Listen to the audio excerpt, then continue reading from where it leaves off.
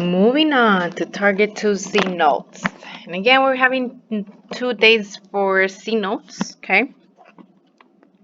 Make sure you take time to understand my joke, okay? My math joke of the day, okay? So Target C is going to focus about calculating the average rate of change over a specific interval. And the picture says it all. The average rate of change is actually the slope, which means rise over run.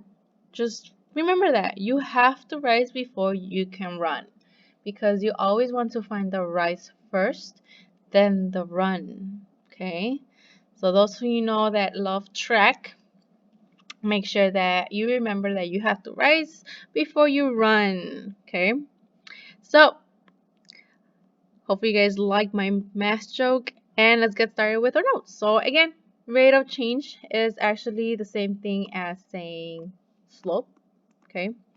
The only difference is that rise over run, which is the rate of change, is going to be easier to find because all we have to do is figure out how much we're going to do the rise. So rise means y, which means that we're moving up and down.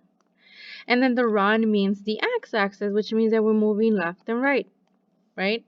And then I said it's like the slope. The only difference is that when slope, we're actually going to be using a formula for slope. So slope equals y2 minus y1 over x2 minus x1.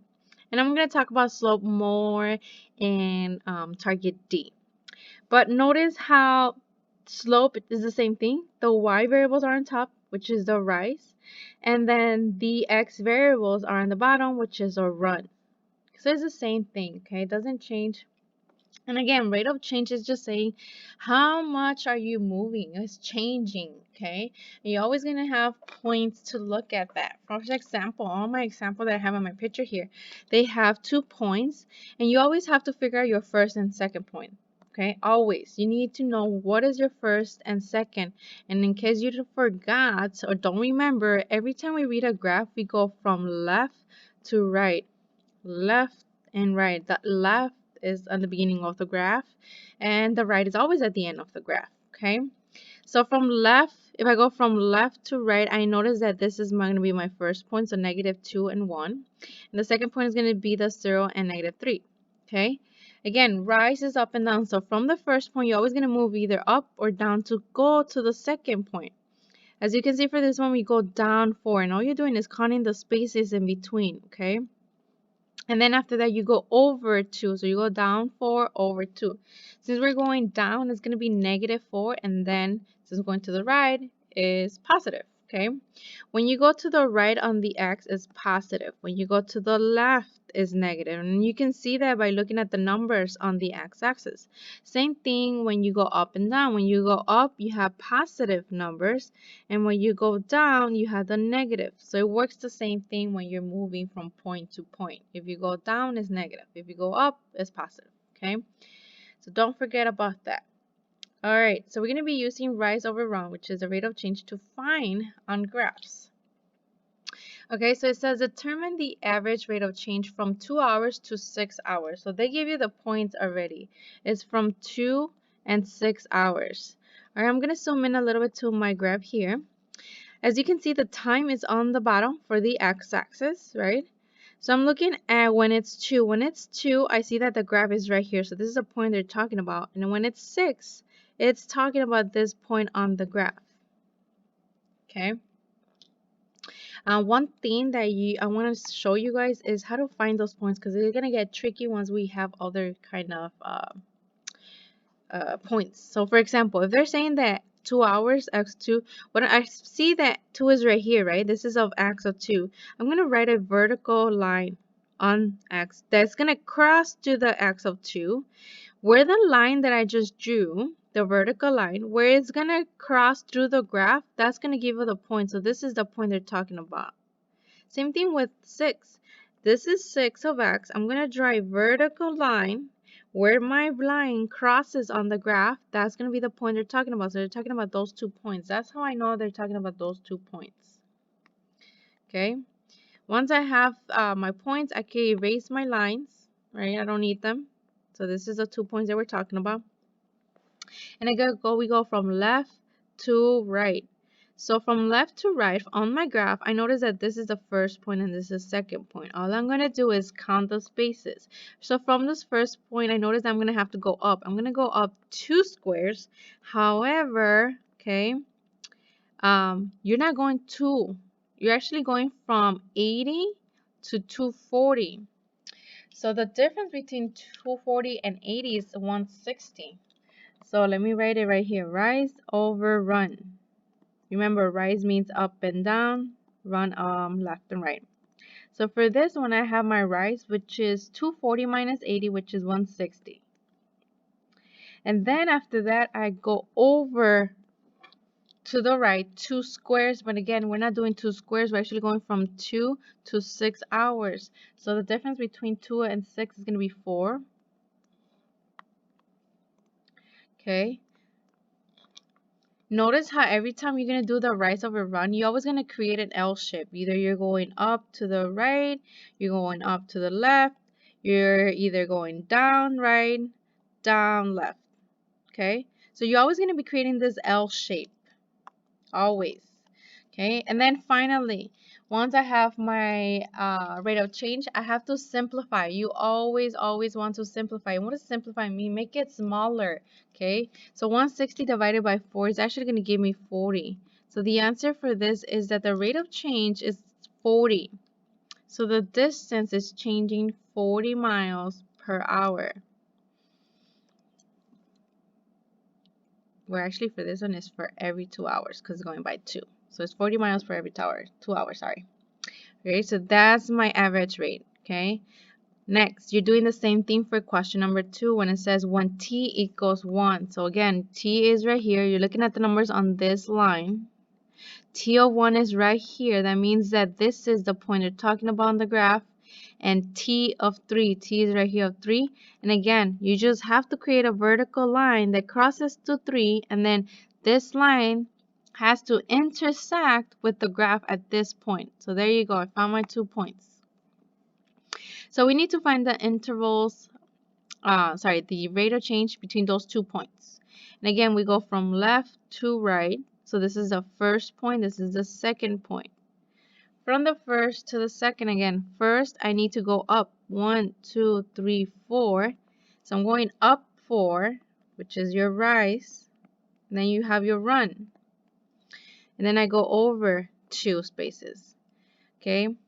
4 divided by 2 gives me 2, so the rate of change is 2 for this one. And again, this one is actually going by ones. As you can see on the y-axis, I have 1, 2, 3, 4, so it's actually going by 1. On to the right, the same thing. Okay, so that was the difference between question 1 and question 2. Yes, we're going up 2 squares, but however, they were not going by ones. Okay, so that was the difference. So that's how you get question number 2. All right. Question number 3, it says Daniel brought a bag of Starbucks to school and handed them out to his friends. Determine the rules that represent the given table. So all we have to do is write a rule for this.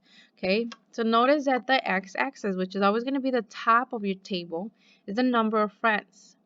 As you can see, Daniel started with 0 friends, okay, and ended up with 50 friends at the end. Okay, he's a very friendly guy. What can I say? And then the y is talking about the pieces of Starburst left. So Starburst is the candy, right? And as you can see, when he started with 0 friends, he had 100 candies. When he had 50 friends, he had 0. Okay, so what does this mean? This means that the number of friends increase because it's going up, right? It's increasing. The number of the pieces of candy of Starburst decrease. They're going down. It started from 100 but went to 0. So it started from 100 and it went to 0 real quick. Alright. So as the number of friends increase and pieces of Starburst decrease, that means that this has to have a rate of change. Rate of change that decreases. Let me write that. Rate of change that decreases. And that's it. That's all you have to state. And again, R of C, I'm just saying rate of change. And I'm going to be saying that a lot. I just don't want to write the whole word, you know. So R of T means rate of change. So this one's going to have a rate of change that decreases. Okay, so make sure you guys are explaining this. Okay, this is your final answer. All right, you are trying number 4, and number 4, you need to send me a picture. Okay, these are worth 3 points on your test, so I need to know that you understand them. Again, just try them. It's just one problem, okay? Next, we are working more on graphs, and I really need you to understand these questions, okay? These are worth 3 points on your test also. So they're worth a lot, so if you don't understand, please let me know, okay? I will be glad to help you out in understanding this, okay? But you need to ask, okay? So it says the graph of the function y of x is given below. Determine the average rate of change for each interval given the following 5 restrictions of the domain. Remember, interval gives you interval means restrictions, right? It could go x could be between -4 and -2. It could be -1, -3, but it has to be between those two. So let's start with the first one. Okay, they're talking about the x, right? So that means that we're focusing on the line on the x. This is the x. It always goes horizontal, which is our domain. Okay, it's saying that x could be between -4 and -2. Okay, find -4. -4 is right here on the line of x-axis. Remember, to find the point on the graph, so on the black line, which is our graph, we're going to draw a vertical line so we can see where it crosses on the graph. As you can see, it crosses right here. So I'm going to delete my line here. I'm going to delete this point. This is a point they're talking about when it's -4, okay? Next, you're going to do the same thing for -2. -2, it's right here. I'm going to make a vertical line again, just so I can see where my graph crosses to that vertical line I just made, which is down here, okay? Now that I created that, I'm going to erase this line. They're talking about these 2 points. Again, -4 is your first point, right? The second point is always going to go left to right. Don't forget. So for any first point to the second point, okay, I just have to go, how much do I go up or down, left or right? And remember, it's rise over run. Always don't forget that you have to rise before you run. So you have to do up and down first and then left and right. So from the first point to the second point, notice that I'm going to go down 1, 2, 3, and all I'm doing is counting the spaces, the little squares. So I went down 3. Don't forget, when you go down, it's negative. And then you go over 2. Okay, so my rate of change for this one is -3 over 2. I cannot simplify this. -3 cannot be divided by 2. So that's my final answer. This is my final answer. Okay.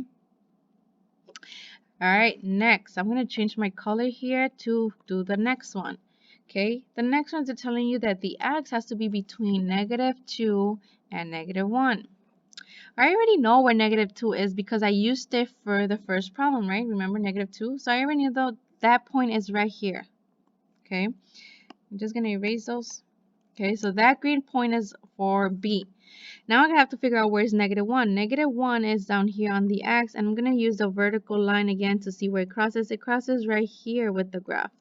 So we're talking about that point, from the first point to the second point. Okay, I'm going to go up or down. Remember, rise before you run. So up or down, going up because the second point is on the top. So it's 1, 2, 3, 4, 5. And I went up, so it's positive. And then I just went over 1. 5 divided by 1 gives me 5. So my rate of change for this one is +5. And notice how we're creating this L shape all the time. We went up 5 and then to the 1. It's always going to create this little L shape every time you find the rate of change. Alright, once I do that, I'm going to delete this. I'm just going to leave the points because I'm pretty sure they're going to talk about the same points maybe in the other problem. So I'm just going to leave it so I know where the points are exactly. All right, next. Oops.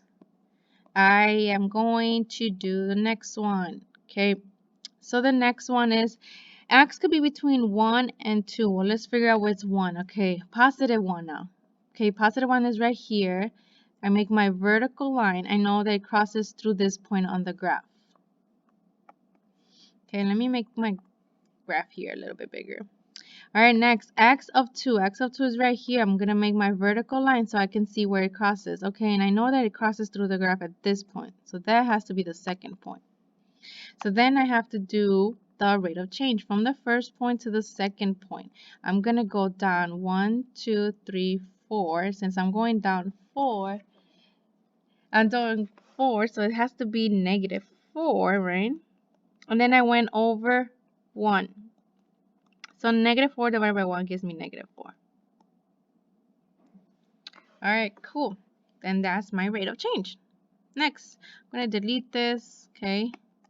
So I know I don't get confused. Kind of make this a little bit. Again, I'm just going to draw again the X line here.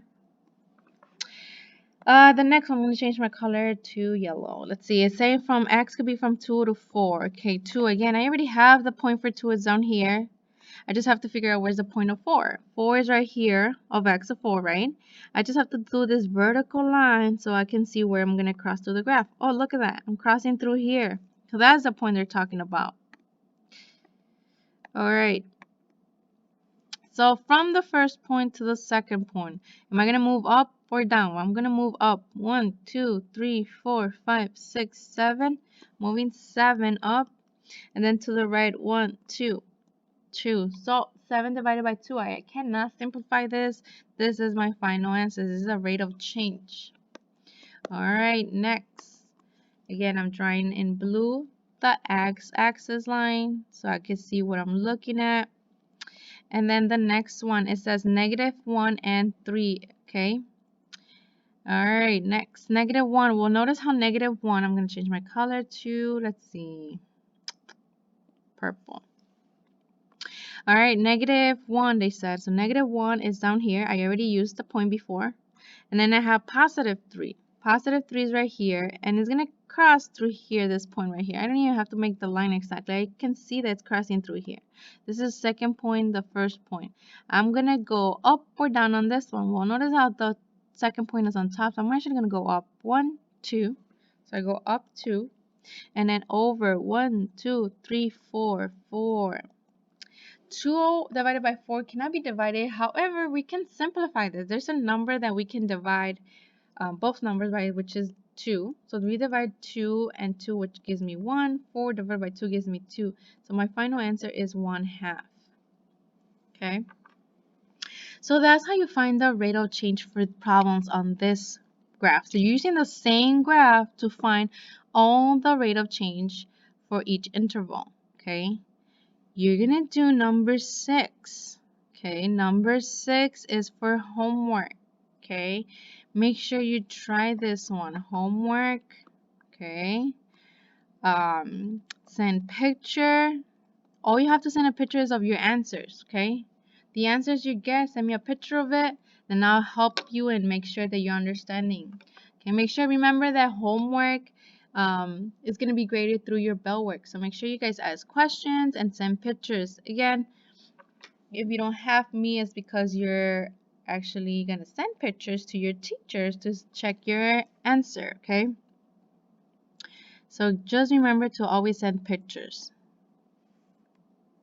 If you have any questions, if you didn't understand something, please let me know.